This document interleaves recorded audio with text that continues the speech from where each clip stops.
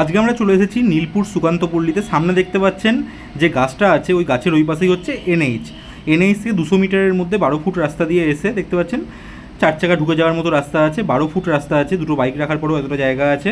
এইখানেই একটা 2.5 কাঠা জায়গায় বাড়ি আছে, গ্যারেজ সমেত বাড়ি আছে, যথেষ্ট বড় একটা বাড়ি। চলুন বাড়িটার ভেতরটা ঢুকে একবার দেখে নিই।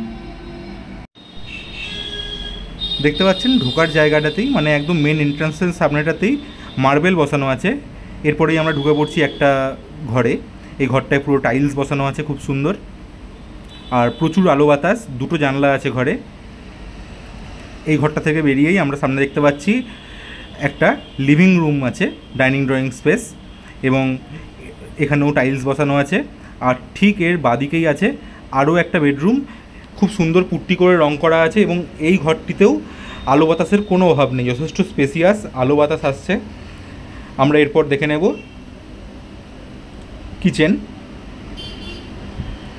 কিচেনটাও দেখতে পাচ্ছেন অনেকটাই স্পেসিয়াস, বেসিন বসানো আছে, ওপরে চিমনির জন্য জায়গাও তৈরি করা আছে। আর এই কিচেনের উল্টো দিকেই আছে বাথরুম, ওয়েস্টার্ন টয়লেট করা আছে। এই দিক থেকে বাইরে যাওয়ার একটা রাস্তা আছে। আর এই সামনে দেখতে পাচ্ছেন আপনি গ্যারেজের স্পেসটাও আপনি দেখুন, বড় গাড়ি ঢুকে যাওয়ার মতো জায়গা আছে। এখানে আপনি চাইলে স্করপিওও ঢোকাতে পারবেন। প্রত্যেকটি ঘর খুব সুন্দর করে পুট্টি করে রং করা আছে। আমরা সিঁড়ি দিয়ে ওপরটায় চলে যাব। মেজেনাইন ফ্লোরেও একটা বেডরুম আছে, সেটাও একবার আমরা দেখে নেব। সিঁড়ি দিয়ে জাস্ট উঠে এলাম ওপরেই, দেখতে পাচ্ছেন মেজেনাইন ফ্লোরের ঘরটা। এখানেও টাইলস বসানো আছে এবং খুব সুন্দর রং করা আছে পিঙ্ক কালারের, এবং এই ঘরটির সাথেই একটি অ্যাটাচড ব্যালকনিও আছে। ব্যালকনিটিও দেখুন অনেকটাই বড়। আলো বাতাসের কোনো অভাব হবে না কোনো ঘরেই। আমরা সিঁড়ি দিয়ে এবার ফার্স্ট ফ্লোরে চলে যাচ্ছি। ফার্স্ট ফ্লোরটিতেও গ্রাউন্ড ফ্লোরের মতো একটি বড় লিভিং রুম আছে, এখানে ডাইনিং ড্রয়িং স্পেস। এইখানে আছে একটি বেডরুম, রিসেন্ট খুব সুন্দর করে রং করা হয়েছে, এবং বেডরুমটি যথেষ্ট বড়, খুব সুন্দর টাইলস বসানো আছে এই ঘরটিতেও। আলমারি রাখার একটা জায়গা করা আছে, এবং ওপরে স্টোরেজ স্পেসও আছে। এই দিকে আছে আরও একটি বেডরুম, এটিতে আরও বেশি আলো বাতাস, যেহেতু দুদিকে জানলা আছে। রোড ফেসিং এই বেডরুমটি, দেখুন কতটা বড় বেডরুম, এবং এই বেডরুমের সাথেই আছে একটি অ্যাটাচড ব্যালকনি। এই ব্যালকনিটিও যথেষ্ট বড়।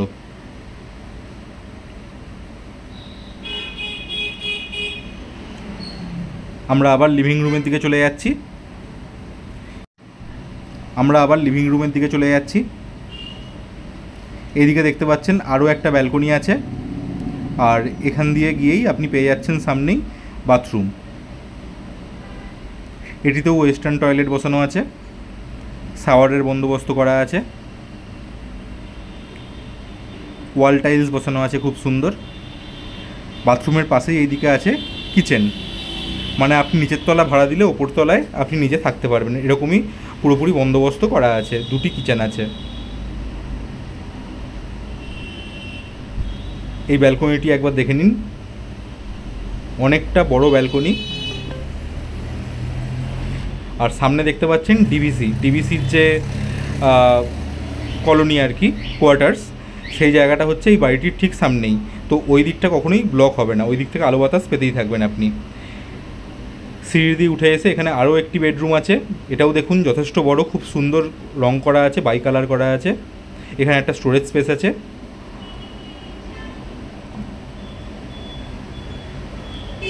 সিঁড়ি দিয়ে ওপরে উঠে এসে এখানে আমরা দেখতে পাচ্ছি আরও একটি বেডরুম আছে, নিচের তলার মতোই। এই বেডরুমটিও যথেষ্ট বড়, এবং এখানেও টাইলস বসানো আছে, এবং এর পাশে আছে বাথরুম। এই বাথরুমটি আর খুলে দেখালাম না, নিচের দুটোর মতোই। এর পাশ দিয়ে সিঁড়ি চলে যাচ্ছে, সিঁড়ি দিয়ে আমরা ছাদে চলে যেতে পারবো। আর এইখানেও আরও একটা ছাদ আছে, ছাদটাকে দুটো সেপারেট করা আছে আর কি। এই ছাদটা দেখুন, অনেকটা স্পেস, আলো বাতাস নিয়ে কোনো আপনার অভাব থাকবে না, কোনো অভিযোগ থাকবে না। আমরা উপরের ছাদটাতেও একবার ঘুরে আসি।